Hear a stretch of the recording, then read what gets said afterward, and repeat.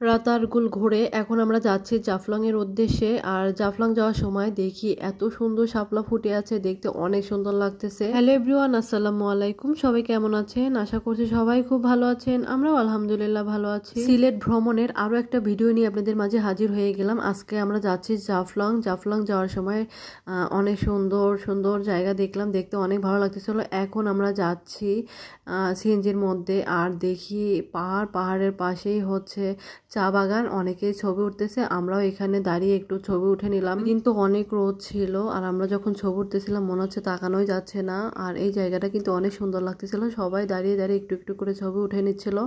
আমরাও একটু ছবি উঠে নিলাম। এখানে দাঁড়িয়ে মনে হচ্ছে পাহাড় কত কাছে আমাদের, কিন্তু এখান থেকে কিন্তু অনেক দূর, কিন্তু দেখতে মনে হচ্ছে একদমই আমাদের কাছে। খুবই সুন্দর লাগতেছিল দেখতে। আর এত উঁচু পাহাড়টা, আর সাইড থেকে ঝর্ণার পানি পড়তেছিল, আর মনে হচ্ছিল যে এখানে অনেক জোরে শব্দ হচ্ছিল। সিলেটে এসে আমার এমন মনে হচ্ছিল যদি পাখির মতো উড়ে ওই পাহাড়টায় যেতে পারতাম তাহলে অনেক ভালো লাগতো, কিন্তু কিছুই করার নেই, দূর থেকেই দেখতে হবে। আর জায়গাগুলো এতটা সুন্দর, আর ওই দিন তো অনেক রোদ ছিল, একদম তাকানো যাচ্ছিল না। জাফলং যাওয়ার পথে আমাদের সিএনজিএলাম মামা আমাদেরকে নিয়ে গেল ইন্ডিয়ার বর্ডার গার্ডে। আর এইখানে দেখেন ইন্ডিয়ার মানুষ, ওনারা ছবি উঠতেছে আমাদের বাংলাদেশের সাথে, আর আমরা গিয়ে ইন্ডিয়ার সাথে ছবি উঠতেছি। কি আজব কাহিনী দেখেন, এত কাছ থেকেও দেখতে পাচ্ছে কিন্তু যেতে পারছি না। এটাই হচ্ছে নিয়ম।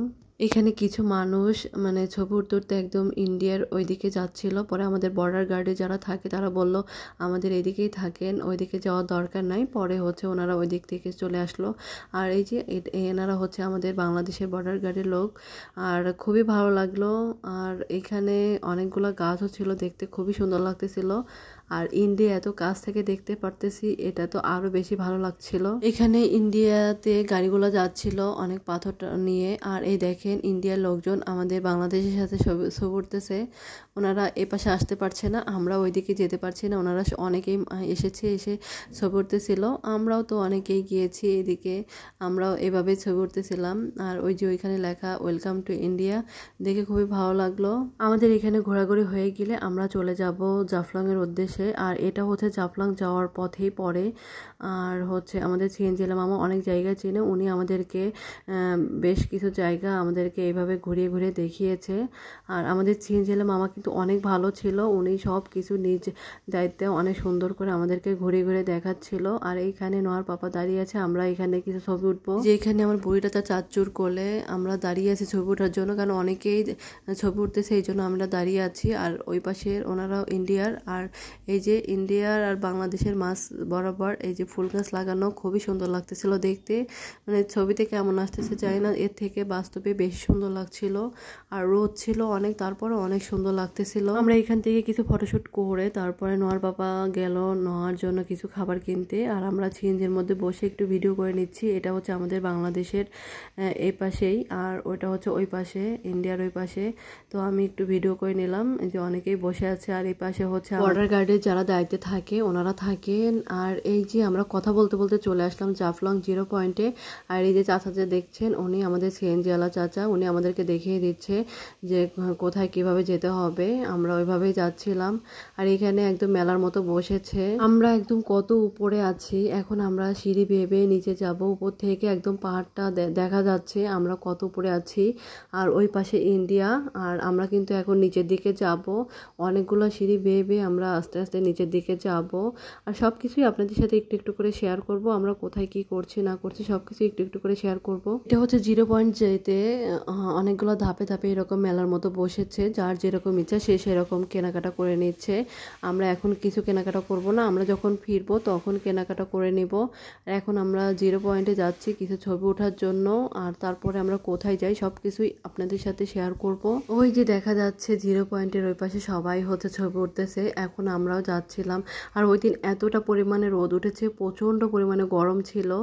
আর এই যে আমরা এখন যাচ্ছি একটু ছবি ওঠার জন্য 0 পয়েন্টের ওইখানে। আর সবাই কিন্তু দেখেন ওইখানে একদম সিরিয়াল ধরে আছে 0 পয়েন্টে ছবি ওঠার জন্য। সিলেটে এসে সময়গুলো কেমনে পার হচ্ছে বুঝতেই পারছি না, মনে হচ্ছে যে এই আসলাম আর আমাদের যাওয়ার টাইম হয়ে গেল, কিন্তু সময়গুলো একদম সেকেন্ডে পার হয়ে যাচ্ছে, কিছুই বুঝতে পারলাম না। খুবই ভালো লাগলো সিলেটের দিনগুলা। আমরা তো সবসময় একদম ঘোরার মধ্যেই ছিলাম, এই জন্য সময়টা কিভাবে পার হয়েছে বুঝতেই পারি নাই। আর এখন আমরা নিচে দিকে যাচ্ছি। আর এই দেখেন ওই পাশে হচ্ছে ইন্ডিয়া, তার উপর পাহাড় দেখতে কিন্তু অনেক সুন্দর লাগছে। জিরো পয়েন্টের পাশে এরকম একটু বসার ব্যবস্থা আছে, সবাই হচ্ছে এখানে বসে বসে বিভিন্ন পোজে ছবি উঠছে।